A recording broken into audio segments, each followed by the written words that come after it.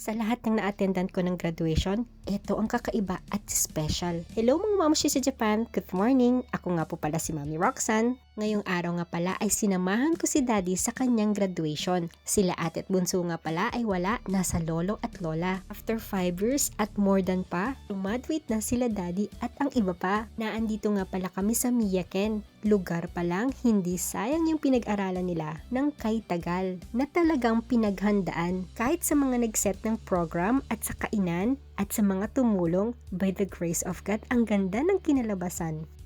At eto naman si Daddy, hinahanda na niya yung isusuot niyang toga. O diba? Parang mayor lang ang datingan. Alam niyo ba, etong araw nga pala ay umpisa na ng Golden Week. Di bale, napaka-traffic nga pala neto. Kaya naman, karamihan ay na-late talaga. Pero sa kabutihan ng Lord, kahit merong na-late, hindi niya hinayaang hindi maka-attend ang iba.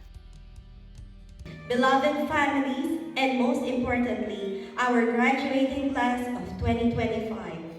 Welcome to the commencement ceremony of Piedmont College of Theology and Arrows of Destiny Bible School. Katulad nga ng sinabi, inumpisahan ito ng Piedmont College of Theology at ng Arrows of Destiny Bible School. Imagine ninyo, wala pang pandemic ay nag-uumpisa na sila at hanggang magkaroon ng pandemic ay tuloy-tuloy pa rin yung pag-aaral nila dahil meron namang online school. Pero kung nagtuloy-tuloy ako at natapos ko rin, sana kabatch ko rin si Daddy. Pero ngayon, kahit nanonood lang ako ay tuwang-tuwa pa rin ako sa nangyayari sa kanila dahil nasaksihan ko yung pagtsatsaga nila, lalo na yung nagtuturo si Tatay. At lahat ng estudyante, kahit antok na at galing pa sa trabaho, yung iba dyan pauwi pa lang. Yung iba naman ay nakakatulog na sa pagod talaga. Pero sa tiyaga naman nila, eto na sila. This is it. Graduate na sila. Sabi nga ang pag-aaral at pagtatapos ay wala naman sa edad. Mapabata man o matanda man. Ang kaibahan lang neto, kaya nasabi kong special itong graduation na ito. Hindi lang sa kaisipan o matalino ka o magaling ka sa pag-aaral or may certificate kang hawak, kundi nahuhubog din ng ating pagkatao. At magagamit din ito sa araw-araw lalo na sa mundong hindi natin maintindihan. At maaari ding itong ibahagi sa mga taong nangangailangan. Kaya habang nakaupo ako at nanonood at nakikinig kay Tatay Eric, pinarealize sa akin ng Lord na may kasamang joy kahit wala ako sa stage. Para itong isang commitment na hindi mabubura magpakailanman. Dahil yung matututunan mo, hindi lang siya nakatatak sa isip, kundi sa puso din.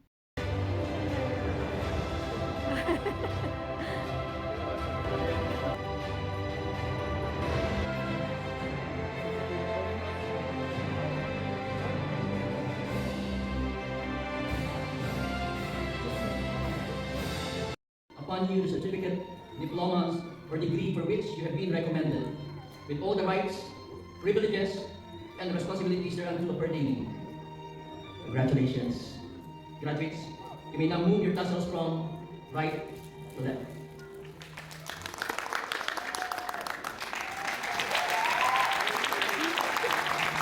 Omedetou gozaimasu.